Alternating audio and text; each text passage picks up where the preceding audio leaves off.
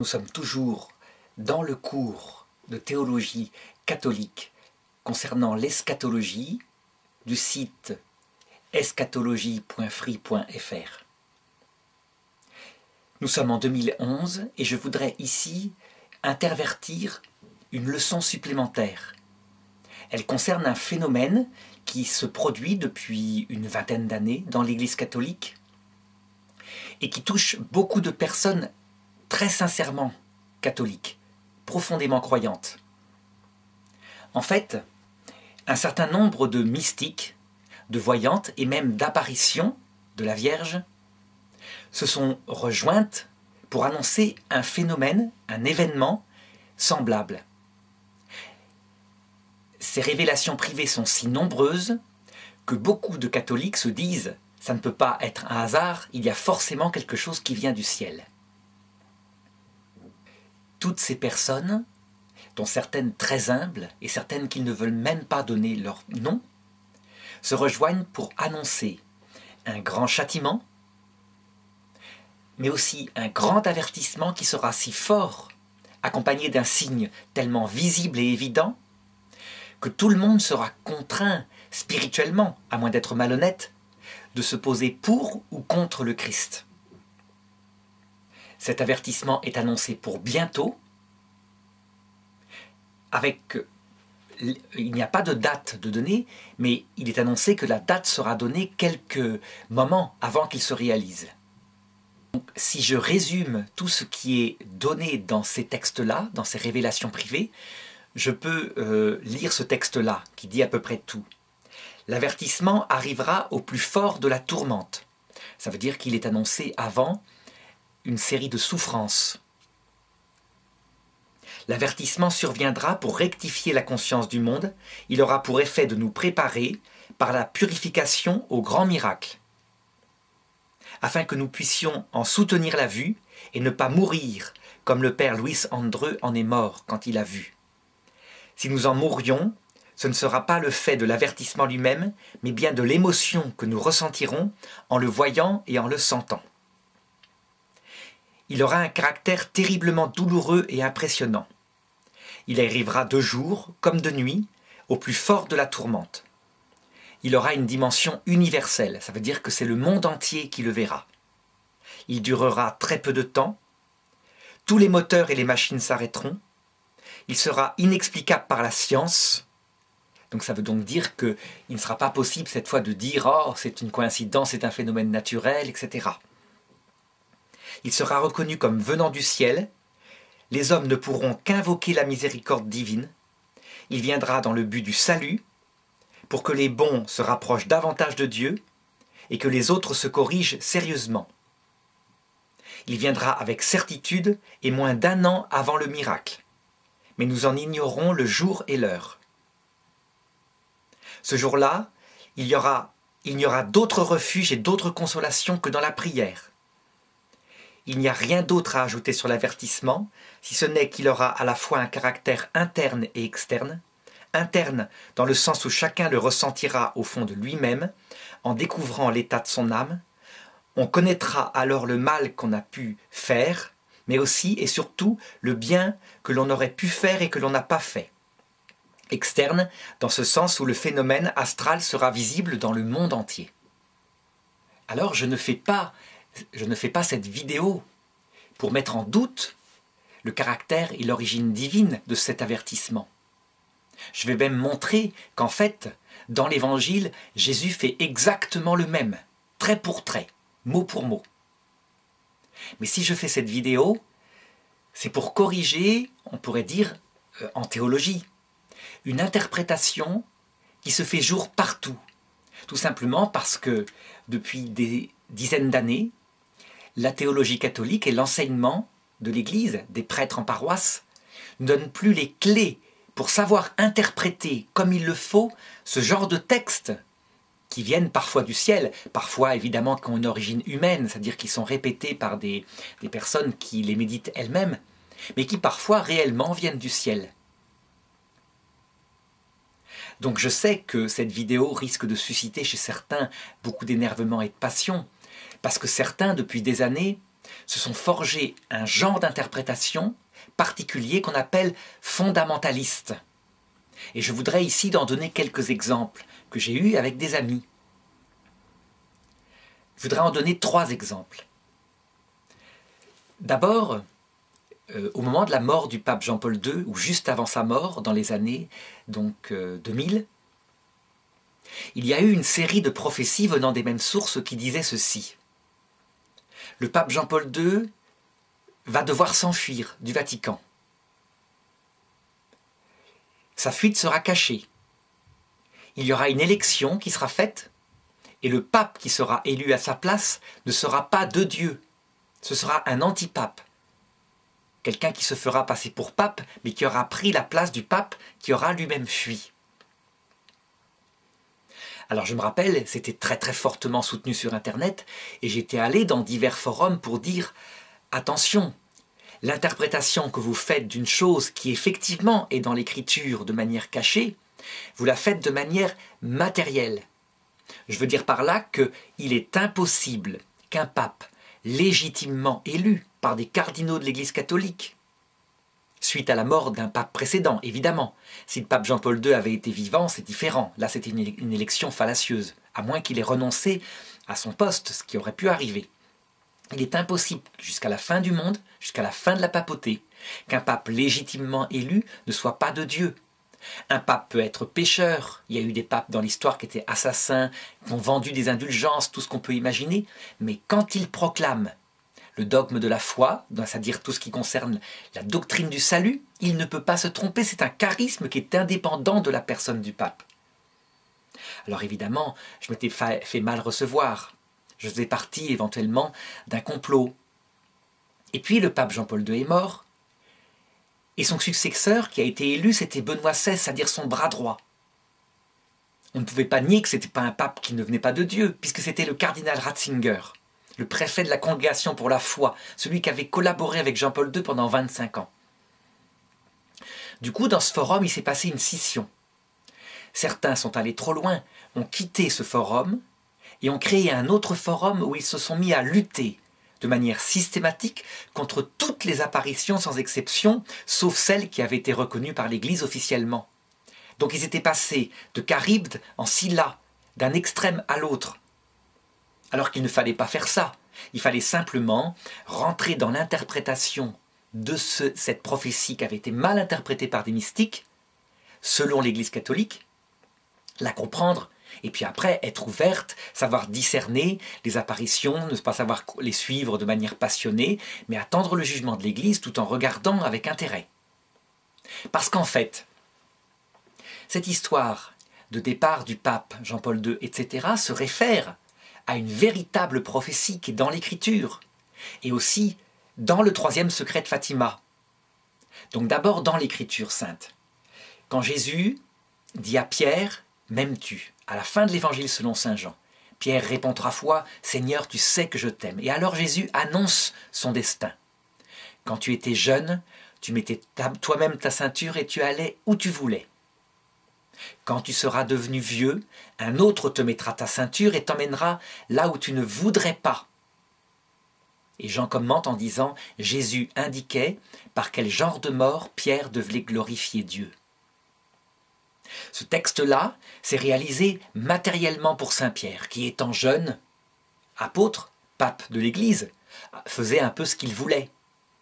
Au point que saint Paul, à un moment donné, dut le reprendre, parce qu'il se comportait mal, il se comportait en juif, alors que dans la proclamation de la foi au Concile de Jérusalem, il avait bien dit que c'était plus la peine de suivre la loi de Moïse. Et puis, quand il est devenu vieux, tout a changé. Quand il était jeune et qu'il était mis en prison, les anges venaient le délivrer, les portes de la prison s'ouvraient toutes seules. Quand il a été vieux, il a voulu fuir son martyre à Rome, au moment de la persécution de Néron. Il ne voulait pas, il s'est caché en mendiant, et il a vu apparaître Jésus qui remontait vers Rome pour mourir à sa place. Alors, tout honteux, il est retourné vers Rome, où il a fini par accepter de mourir crucifié. C'est donc arrivé matériellement à Pierre, et Jean l'a su puisque Jean a vécu bien plus longtemps que Pierre. Mais évidemment, cette parole n'était pas qu'adressée à Pierre comme personne. Pierre était le symbole de la papauté tout entière au cours de l'histoire. Et donc on regarde l'histoire de la papauté, on constate que pendant des siècles, plus de 1000 ans, les papes faisaient ce qu'ils voulaient. Ils étaient plus forts que les rois. Quand un pape décidait d'excommunier un empereur, l'empereur perdait tous ses sujets. Tout le monde était délivré de l'obligation de lui obéir. L'empereur tombait. Il fallait qu'il arrive au Vatican avec une corde autour du cou, un vêtement de deuil, et qu'il demande pardon et la levée de l'excommunication au pape. Et puis, à partir du XIXe siècle, on a vu l'Église être emmenée, à travers sa papauté, vers des choses qu'elle n'a pas aimées du tout. Elle a perdu les États du Vatican. Tout son pouvoir politique a été enlevé. Et le pape de l'époque, le pape Pie IX en particulier, a excommunié farouchement Garibaldi et tous ceux qui lui volaient les États, qui lui volaient son autonomie politique, qui lui permettait, c'est ce qu'il pensait, d'avoir une autonomie spirituelle. Saint Jean Bosco a beau être allé voir le pape et lui dire « Très Saint-Père, n'excommuniez pas, ça vient de Dieu, c'est la prophétie. Il vous emmène là où vous ne voudriez pas. » Le pape ne céda pas. Et il fallut que son successeur, petit à petit, accepte les choses, au point que dans le Concile Vatican II, l'Église s'est dit résolument « C'est vrai qu'on n'a pas besoin de pouvoir politique. On exerce beaucoup mieux notre pouvoir spirituel maintenant qu'on n'a plus de rôle de roi politique d'un État. » Donc on le voit, ça s'est réalisé comme ça pour les papes. Et vers la fin du monde, ce qui est annoncé, c'est que la papauté sera conduite à un martyre final. Et c'est là qu'intervient la révélation privée reconnue par l'Église, le troisième secret de Fatima. Quand il a été publié en l'an 2000, le cardinal Ratzinger l'avait commenté en disant « C'est l'attentat contre Jean-Paul II, c'est fini ».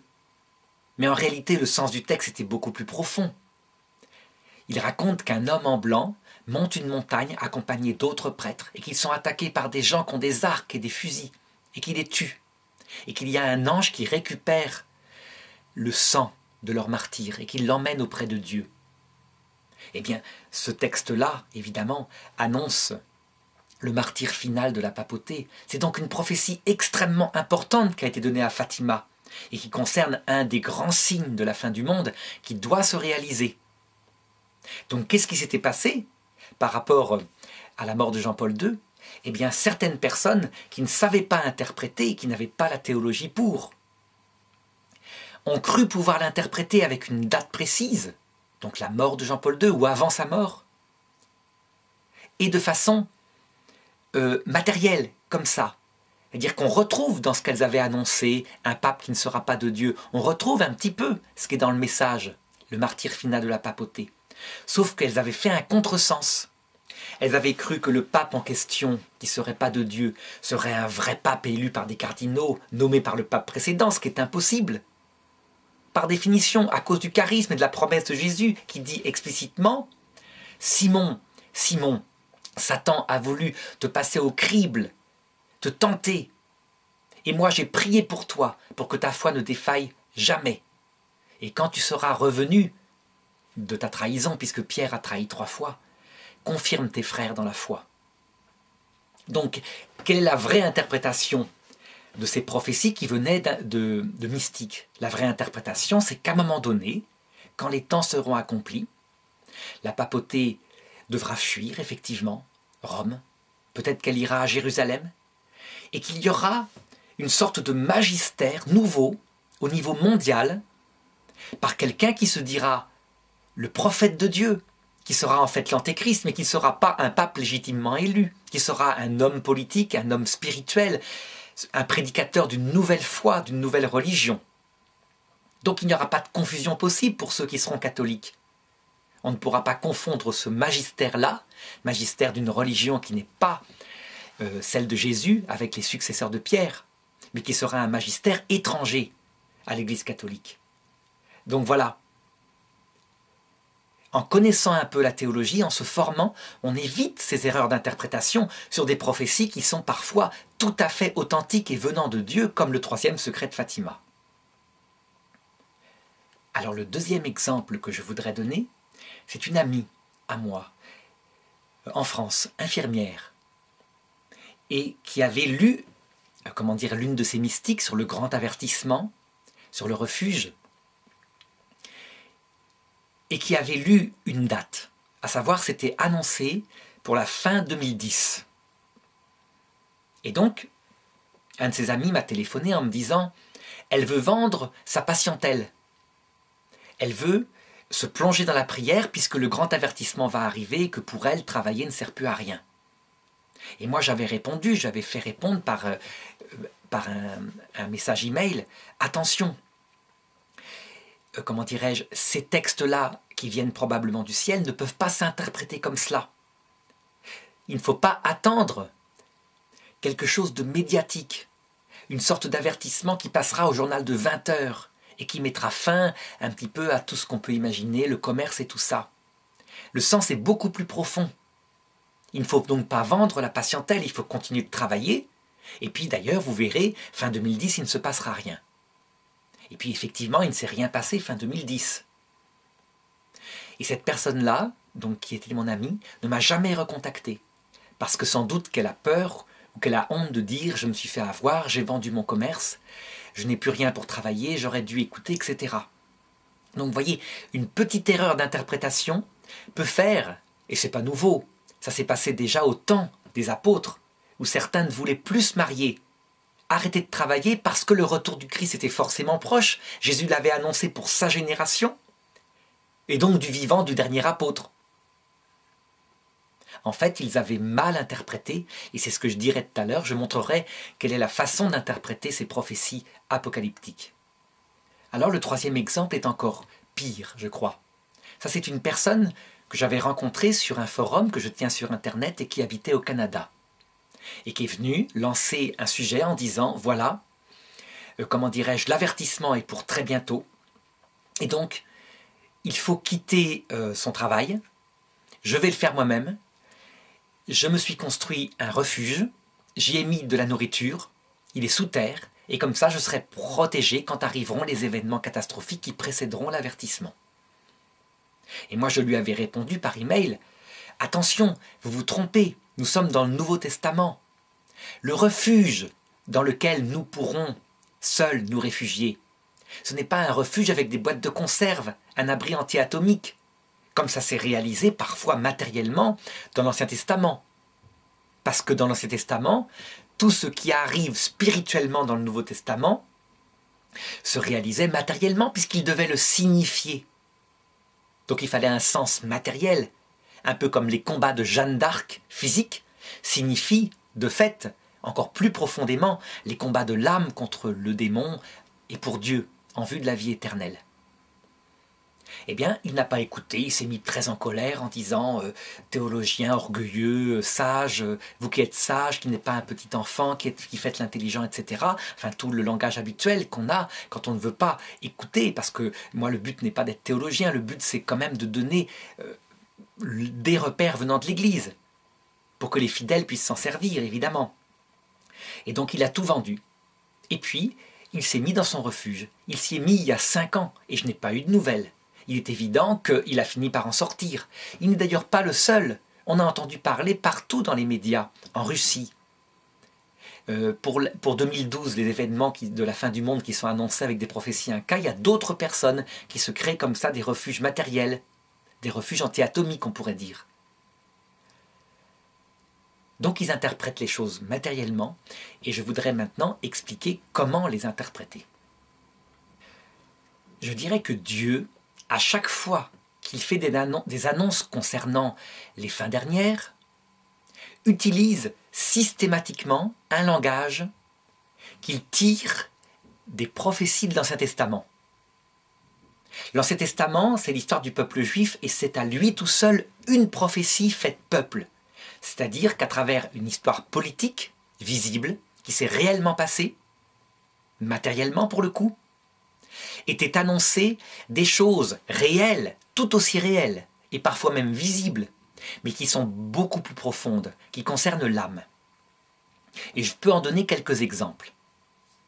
Par exemple, Moïse, il annonce pour son peuple une terre promise. La terre promise, telle que l'annonce Moïse, c'est une vraie terre matérielle qui fait tant de kilomètres carrés, qui s'appelle le pays de Canaan. Et il faut, pour y aller, quitter l'Égypte, franchir un désert dans lequel apparaît une colonne de lumière la nuit qui se transforme en une colonne de fumée dans la journée. Et une fois qu'on a franchi le désert, on franchit une rivière, une sorte de barrière symbolique appelée le Jourdain, et on entre dans la terre promise que Dieu promet de donner si on a le courage de franchir le Jourdain. Ça s'est réellement et matériellement passé. Je veux dire que le peuple hébreu a habité en Égypte, alors on cherche comment, est-ce qu'ils étaient plus ou moins nombreux, etc. Est-ce qu'ils sont partis en une seule vague, ça c'est les historiens qui le décideront. Le peuple hébreu a réellement vu une colonne de fumée et de lumière. Certains pensent qu'en fait, c'est le volcan de Santorin qui a explosé à ce moment-là et qui était visible et qui a provoqué d'ailleurs une sorte de tsunami qui fait que la mer s'est reculée puis s'est avancée, ce qui pourrait expliquer la mort des Égyptiens qui ont poursuivi Moïse. Ensuite, ils ont franchi réellement le désert et ils sont arrivés au Jourdain qui était une vraie rivière. Ils ont envoyé des espions et ils ont vu que la terre promise était immensément belle, avec des grappes de raisins gigantesques qui faisaient plusieurs kilos. Mais ils y ont vu aussi des géants, quelque chose qui les a effrayés. Eh bien, qu'est-ce que ça signifie, ce texte-là, pour le Nouveau Testament une fois qu'il est réalisé? C'est très simple. Un jour, nous quitterons cette terre, qui est l'Égypte, où à la fois on y est bien, parce qu'on y est un peu libre, mais en même temps on est esclave de son corps, de ses maladies. Il peut y avoir un accident n'importe quand. On doit manger, on doit perpétuellement courir après la vie. On franchira un désert, et ce désert c'est le passage de la mort, qui d'après Marthe Robin dure plusieurs jours. Et dans ce désert, il apparaîtra une colonne de lumière dans la nuit. Cette colonne de lumière, c'est le Christ, qui viendra dans sa gloire, accompagné des saints et des anges. Ce que je dis là n'est peut-être pas encore la foi catholique, mais le pape Benoît XVI le présente comme tel, comme une hypothèse solide de la théologie, dans son encyclique récente Spe Salvi numéro 47. Quand nous verrons le Christ, ce sera un véritable bouleversement, une purification du cœur. Et ensuite, nous devrons franchir une barrière symbolique qui signifie l'entrée dans l'autre monde. Et certains seront peut-être effrayés. Et au lieu d'entrer dans l'autre monde, ils resteront bloqués entre ce monde et l'autre, ne voulant pas franchir le pas, soit parce qu'ils ont quelque chose à se reprocher, soit parce qu'ils regrettent la vie terrestre où ils étaient si bien. Donc on le voit, ce texte de l'Exode se réalise réellement. C'est pas du mystique, c'est pas du symbolique, à l'heure de la mort. Mais c'est plus matériel et politique. Et donc, si on continuait d'interpréter, nous qui sommes dans le Nouveau Testament, matériellement et politiquement, de telles prophéties qui ont un sens bien plus profond, on se tromperait complètement. On serait encore en train, par exemple, d'aller essayer de conquérir la véritable terre de Canaan, de la prendre aux musulmans par des croisades, comme si ce sens-là allait changer quelque chose à la chrétienté, comme si la chrétienté devait absolument posséder matériellement la terre qui avait été promise à Abraham pour les Hébreux. Eh bien, Dieu, il continue d'utiliser ce langage. Pourquoi il utilise un langage matériel pour exprimer des choses spirituelles? C'est parce que ceux qui sont matériels en tireront ce qui les intéresse, mais ceux qui sont spirituels comprendront. Et donc dans l'Écriture, on a exactement les textes donnés dans la bouche même de Jésus et concernant un grand avertissement, un signe dans le ciel, etc. Je vais le lire maintenant. Il se situe dans Matthieu, chapitre 24, verset 25. Là, je vous ai donc prévenu. Si donc on vous dit, voici le Messie au désert, n'y allez pas. Le voici dans les retraites, n'en croyez rien. Comme l'éclair, en effet, part du levant et brille jusqu'au couchant, ainsi en sera-t-il de l'avènement du Fils de l'homme. Là où sera le cadavre, là aussi seront les aigles. Ce qui signifie que là où sera le corps du Christ, là comprendront les contemplatifs, c'est-à-dire ceux qui regardent au-delà de la matière, justement. Et Jésus est très clair, il dit « Je vous ai prévenu ». Le retour du Christ est visible comme l'Orient à l'Occident. N'allez pas voir dans le désert. Et ensuite Jésus continue. Aussitôt après cette tribulation de ces jours-là, donc tribulation, on reconnaît le thème, comment dirais-je, le thème du grand châtiment dont parlent les révélations privées, le soleil s'obscurcira, la lune ne donnera plus sa lumière et les étoiles tomberont du ciel et les puissances des cieux seront ébranlées. Donc là, on voit bien que ça concerne certainement le grand avertissement. Et alors apparaîtra dans le ciel le signe du Fils de l'homme, et alors toutes les races de la terre se frapperont la poitrine. Ce qui veut dire, comme le disent les prophéties, que les gens auront bien été obligés d'admettre que ce signe-là ne venait pas de la nature. S'il se frappe la poitrine, c'est donc qu'il y a quelque chose, on ne peut pas nier qu'il y a quelque chose de surnaturel. Et l'on verra le Fils de l'homme venant sur les nuées du ciel avec grande puissance et grande gloire. Et il enverra ses anges avec une trompette sonore pour rassembler ses élus des quatre vents, des extrémités des cieux à leur extrémité. Donc on le voit, tout ceci est explicitement dans les Écritures. C'est repris actuellement par des mystiques et des prophètes, mais c'est repris avec beaucoup plus de précision et beaucoup plus de développement. Et elles le disent bien toutes, c'est pour notre génération, ça se fera bientôt, il y aura une date, on en sera averti quelques jours avant.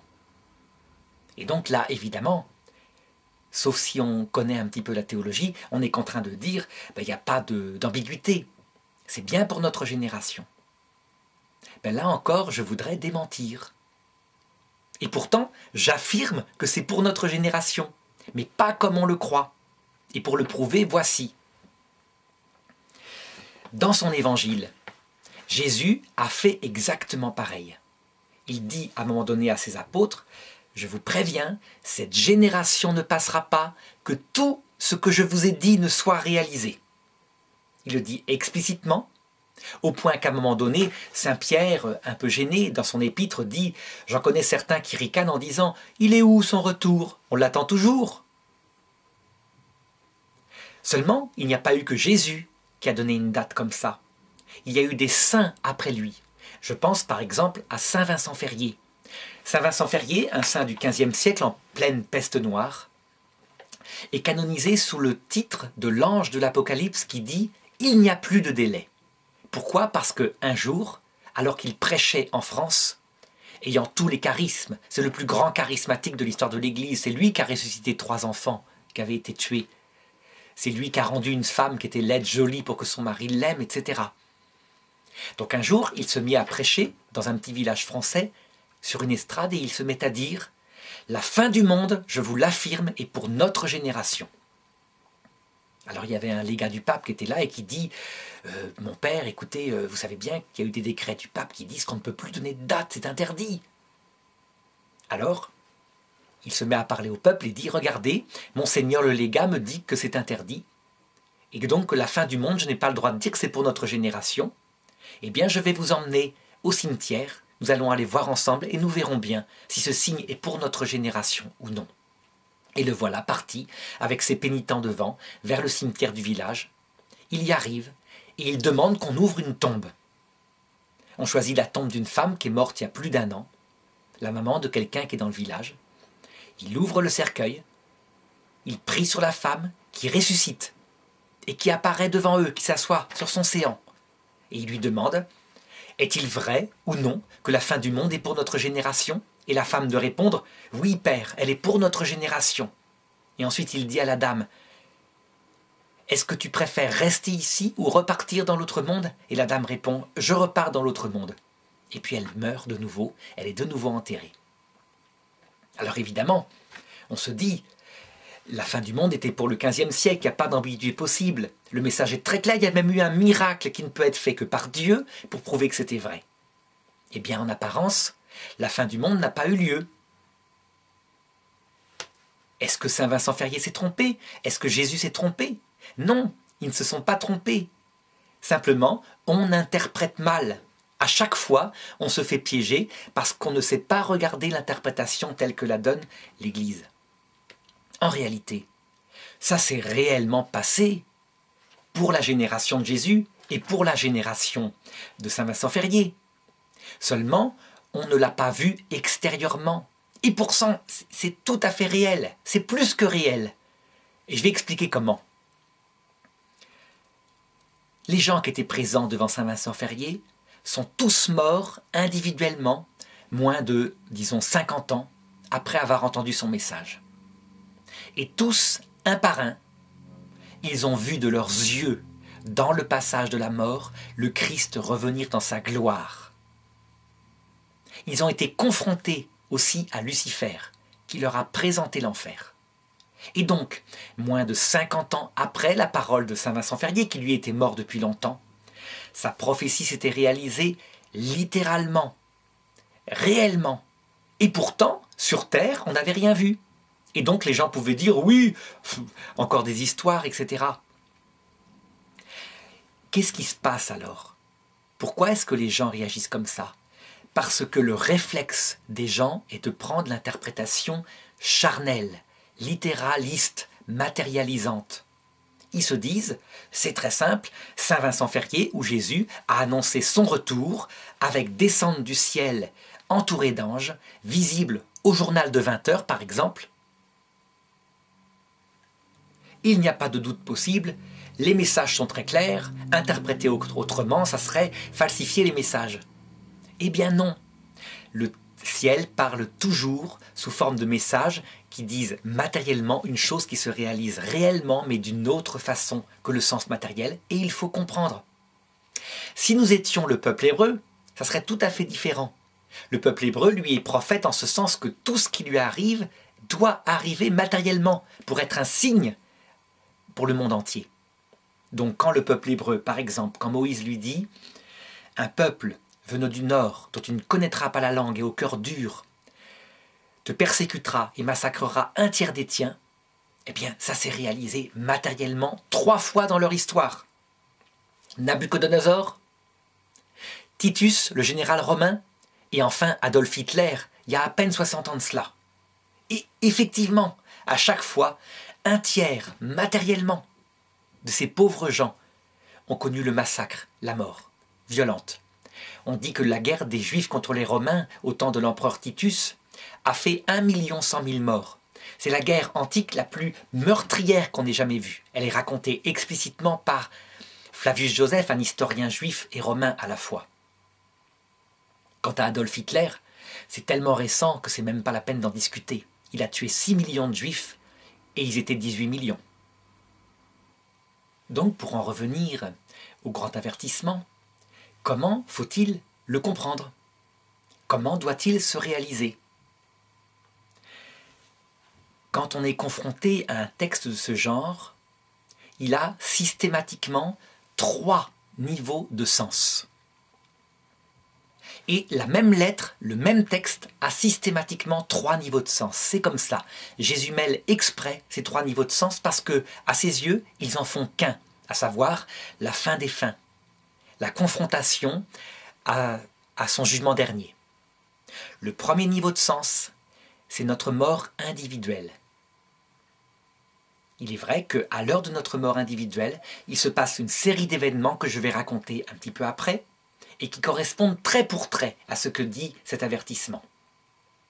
Deuxième niveau de sens, il se passe pour une génération entière. Quand une génération naît, à peine 100 ans après, tous les hommes qui la composent ont connu la réalisation de ces prophéties. Par exemple, les soldats de la guerre 14, donc qui ont combattu il y a à peine 90 ans, sont tous, sans exception, morts. Ils ont tous vu se réaliser la prophétie. Ce qui veut dire qu'une génération entière, là, ceux qui étaient dans les tranchées de 14, sans exception, alors qu'à l'époque, ils étaient jeunes, ils avaient une baïonnette et fusil, ils ne pensaient qu'à tuer l'ennemi, que quelquefois ils méprisaient. Ils ont été confrontés au retour du Christ. Ils ont vu de leurs yeux et ils ont changé radicalement de regard sur ce monde. Le troisième sens, c'est la fin des fins.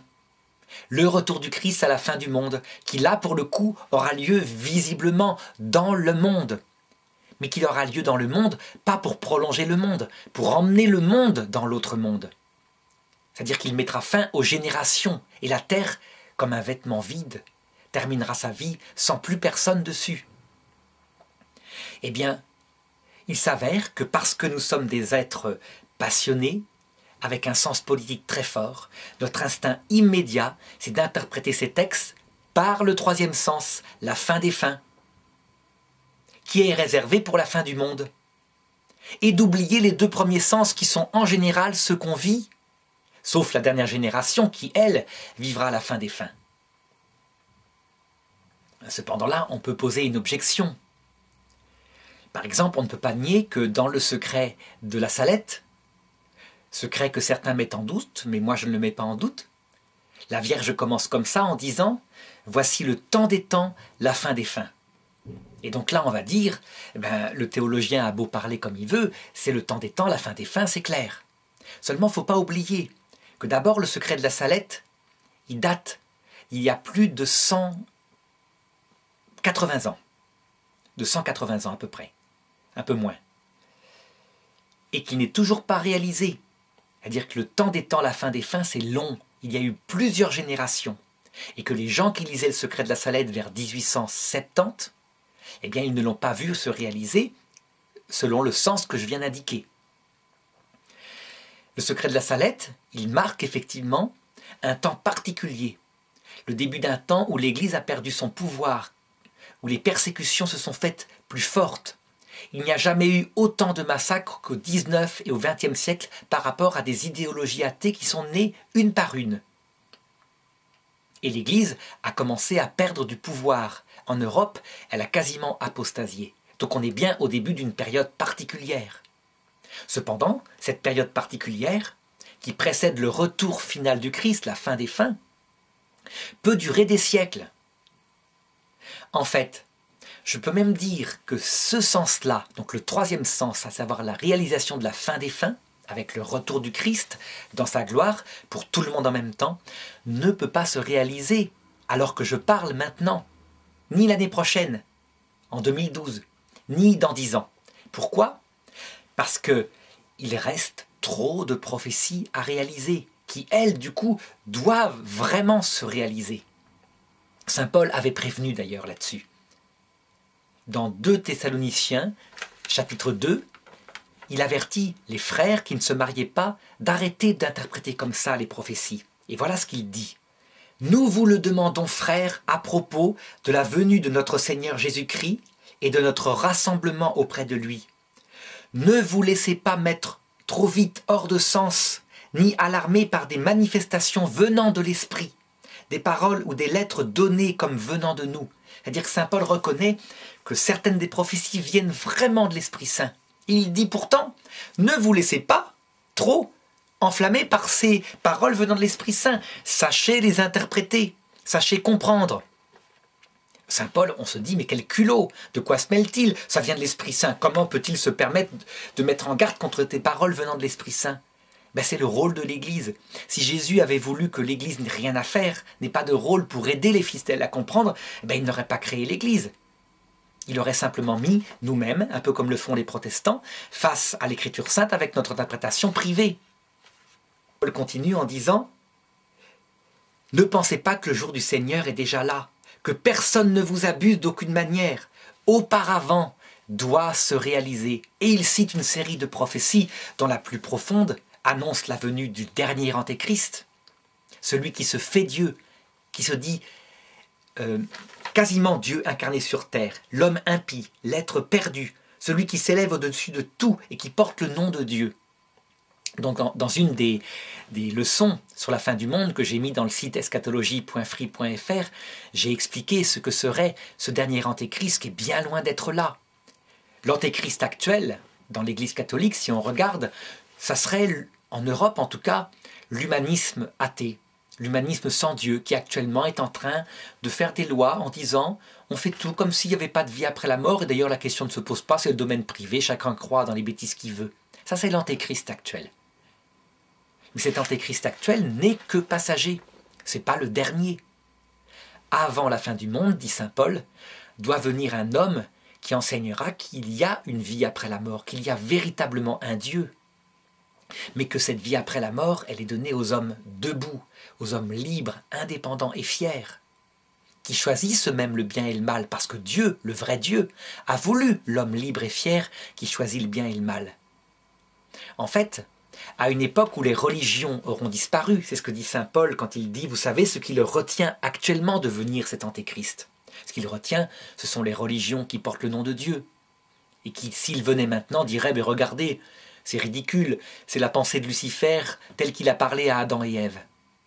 Et donc il ne viendra que quand les religions et leur enseignement auront disparu de la sphère publique, et alors il pourra tromper les gens, en faisant des prodiges de science, en modifiant éventuellement la génétique, etc. Et en annonçant une vraie vie éternelle. Donc on le voit, une série de prophéties reste à réaliser. La fin des fins ne peut pas être pour tout de suite.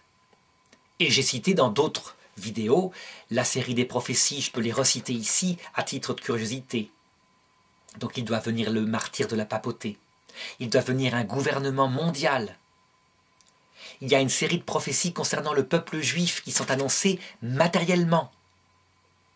Il y en a 7 en tout, et sur les 7, seuls 3,5 à 4 sont réalisés, comme par exemple la destruction du temple de Jérusalem, la dispersion du peuple juif en l'an 135 après Jésus-Christ, la Shoah en 39-45, le retour des Juifs dans leur terre en 1948. Mais il reste à réaliser Jérusalem, qui redevient la capitale du peuple juif, Jésus le promet explicitement. Il reste à réaliser l'arche d'alliance retrouvée. Ça, c'est le 2e livre des Maccabées qui l'annonce explicitement. Le temple de Jérusalem rebâti, c'est encore dans le 2e livre des Maccabées, quand le prophète Jérémie l'annonce explicitement. Et enfin, le peuple juif qui doit reconnaître, avant ou pendant le retour du Christ, le Messie, Jésus, comme étant le vrai Messie, celui qui était venu. Et ça, c'est pas du tout réalisé. Ça se réalise au cours des générations. C'est vrai que le temps s'accélère, puisqu'il y a à peine 60 ans, une des prophéties de l'Écriture s'est réalisée, donnant un signe fabuleux. C'est le retour des Juifs dans la terre promise, tel que Jésus l'avait annoncé. Je vous ramènerai de toutes les nations, portés sur la hanche, etc. Mais entre-temps, il n'y a pas eu d'autres signes réalisés, et puis d'autres viendront au cours des générations peu à peu. Alors donc, si ce n'est pas comme ça qu'on doit interpréter ces prophéties sur le grand avertissement, comment est-ce qu'on doit les interpréter? Est-ce qu'on peut les interpréter comme la venue d'un signe matériel qui serait vu par toute l'humanité, au point qu'elle ne pourrait pas nier que ça vient de Dieu? Tel que dit comme ça, ce n'est pas l'habitude de Dieu sur la terre. Je veux dire par là qu'il arrive que Dieu fasse effectivement des signes sur la terre. Il y a eu des signes comme par exemple à Fatima, où le soleil a dansé devant 50 000 personnes. Et ils ont eu peur, parce qu'il faut raconter comment ça s'est passé. Ils ont vraiment cru que le soleil se précipitait sur la terre, au point que les athées comme les croyants se sont mis à se frapper la poitrine en disant « pitié, pitié », etc. Et ils sont revenus tout penauds chez eux, tout le monde, les athées, les francs-maçons de l'époque n'étaient plus francs-maçons et tout ce qu'on peut dire. Cependant, Dieu n'a fait cela que devant 50 000 personnes. Pas devant la terre entière. Ce signe de Fatima était une prophétie du signe ultime qu'il donnerait. Il y a eu aussi, à Soufanié, en Égypte, sur des églises coptes, plusieurs apparitions de la Vierge qui ont été venues par des dizaines de milliers de chrétiens et de musulmans ensemble. Ça peut donc arriver. Par contre, sur la terre, ce n'est pas la sagesse de Dieu que de donner un signe permanent et visible au point que on ne pourrait plus qu'être catholique ou être en opposition au catholicisme avec une parfaite lucidité, c'est-à-dire dans un blasphème contre l'Esprit Saint. Cette sagesse-là, c'est la sagesse que Dieu utilise dans l'étape suivante, à savoir l'heure de la mort. Ceci ne veut pas dire qu'il n'y aura pas sur terre 1 ou 2 signes visibles comme Fatima. Par exemple, à Medjugorje, une apparition à laquelle moi personnellement j'ai tendance à croire. Il est annoncé un signe qui sera visible. Pourquoi pas? Ça s'est passé à Fatima. Ça pourra peut-être se passer à Medjugorje. Peut-être qu'un jour l'Église reconnaîtra Medjugorje. Peut-être qu'au contraire je me suis trompé et que l'Église condamnera Medjugorje. L'apparition pour le moment est en attente. Il y a eu beaucoup de combats entre les évêques, entre les franciscains, etc., si bien que le cardinal Ratzinger a mis en suspens les choses. Le jugement se posera plus tard. Pourquoi est-ce que Dieu ne fait pas ça sur terre? Pourquoi est-ce qu'il ne manifeste pas sa gloire sur terre maintenant par une apparition à tout le monde? C'est parce que la terre, c'est une première étape du purgatoire où Dieu utilise la technique suivante. Il se cache. Il donne des prophètes, il donne des signes, il y a les miracles de Lourdes, mais il ne fait pas plus pour le moment. Certains refusent de croire, certains croient, et de toute façon, Dieu a préparé la vie terrestre de telle façon qu'elle prépare le cœur des gens. Je veux dire par là que ceux qui refusent de croire, il y a un inconvénient à leur comportement, c'est qu'ils ne savent pas ce qu'ils font sur terre. Et du coup, quand arrive la vieillesse et la mort s'approche, ils ont beaucoup plus d'angoisse, de questions, que ceux qui savent ce qui les attend à l'heure de la mort. Eh bien, ces angoisses, ces questions, ce mal-être intérieur qui parfois pousse certains au suicide, il a la capacité de leur façonner un cœur modeste, un cœur parfois brisé tellement ils ont souffert. Parce qu'il n'y a pas plus grande souffrance que ces questions métaphysiques-là. Et quand à l'heure de la mort, ils voient apparaître le Messie, parce que là nous sommes dans la deuxième étape, celle où véritablement il apparaît, alors, plein de reconnaissance, certains se mettent à l'aimer, bien plus fort que nous qui sommes habitués, parfois depuis le début de notre enfance, et qui sommes un petit peu blasés. C'est ça qui compte pour Dieu. C'est le salut final de la majorité. Donc, je disais, il y aura peut-être des signes, comme celui de Fatima, donnés sur terre, comme les miracles de Lourdes, comme le Saint-Suaire éventuellement. Des choses comme ça se multiplieront peut-être jusqu'à la fin du monde, mais pas au point de faire qu'on soit obligé de se poser pour ou contre la foi. Ça, c'est l'étape suivante, c'est la confrontation au retour du Christ et à Lucifer, dont je vais parler un petit peu après. L'Église condamne cette interprétation matérialiste.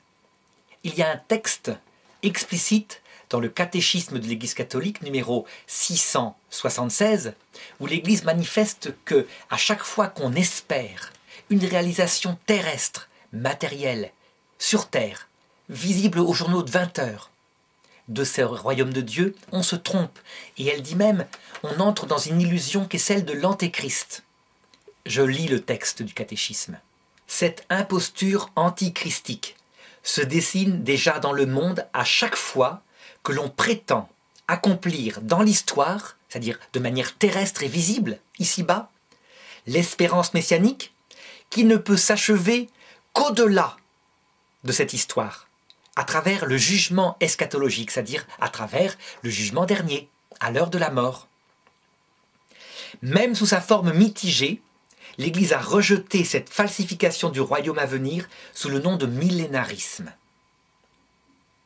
Je veux dire par là que les personnes qui interprètent comme cela le grand avertissement, le châtiment, etc., en le croyant venant pour cette terre, pendant que nous sommes ici, et que nous y restons peut-être après, eh bien elles sont contraintes de tomber dans l'interprétation qu'on appelle millénariste. Et à cet égard, je voudrais donner le texte d'une mystique qui reste anonyme et qui donne ce qu'elle appelle la vraie interprétation de l'avertissement et qui malheureusement tombe dans le millénarisme, c'est-à-dire dans la condamnation de l'Église, alors qu'elle prétend parler au nom de Dieu. Ce que dit le texte, confusion au sujet de ma seconde venue et du grand avertissement.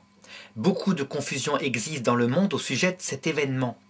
Beaucoup de gens croient que ma deuxième venue indique que le monde va arriver à sa fin. Ce n'est pas le cas, bien au contraire.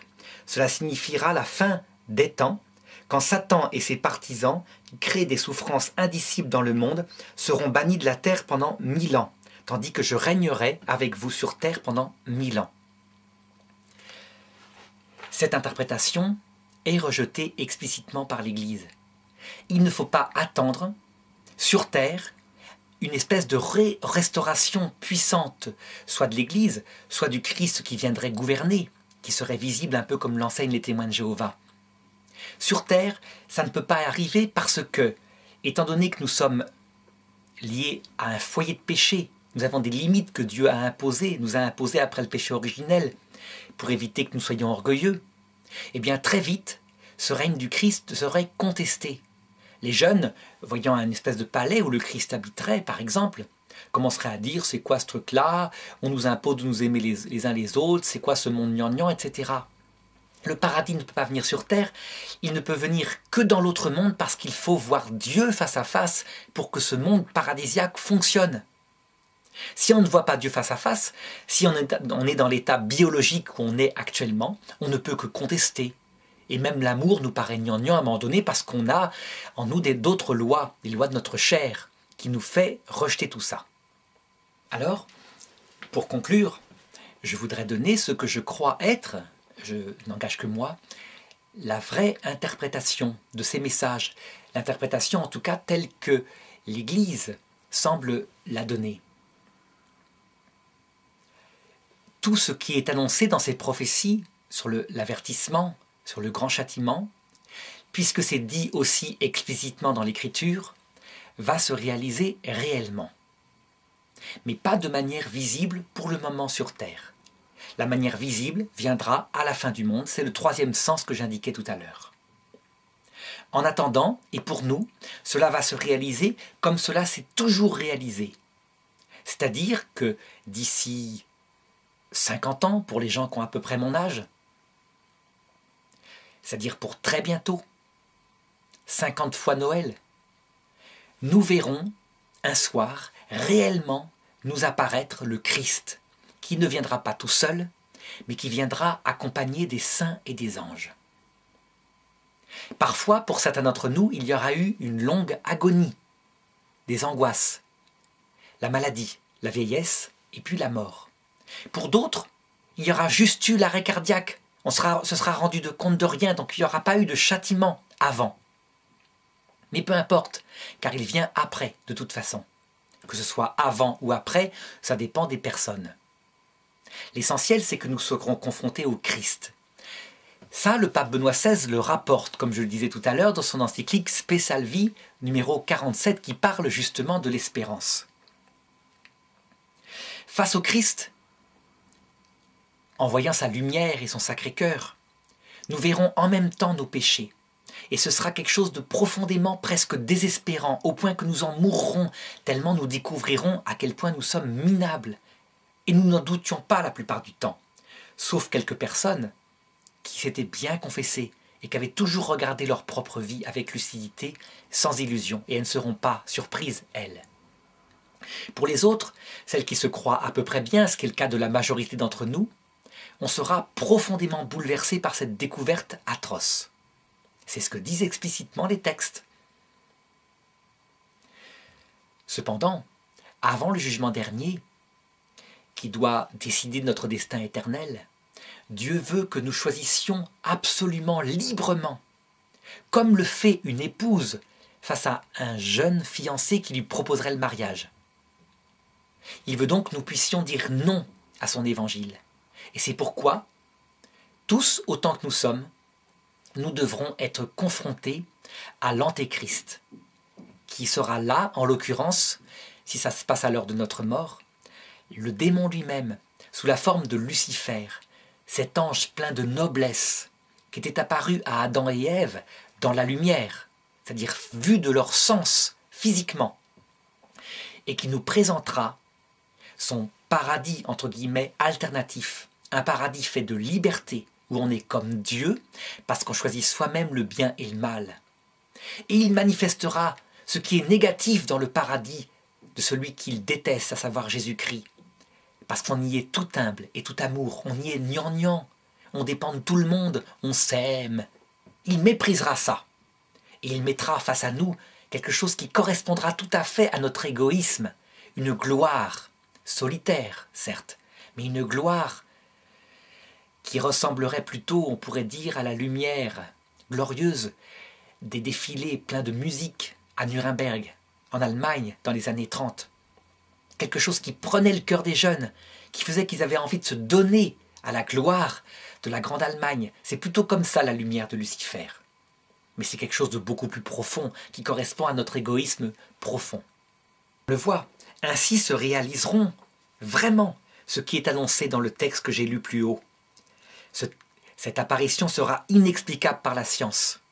Il n'y aura pas de gens pour dire « Oh, c'est un rêve, c'est une hallucination ». Non, c'est trop réel, c'est trop fort. Il sera reconnu comme venant du ciel.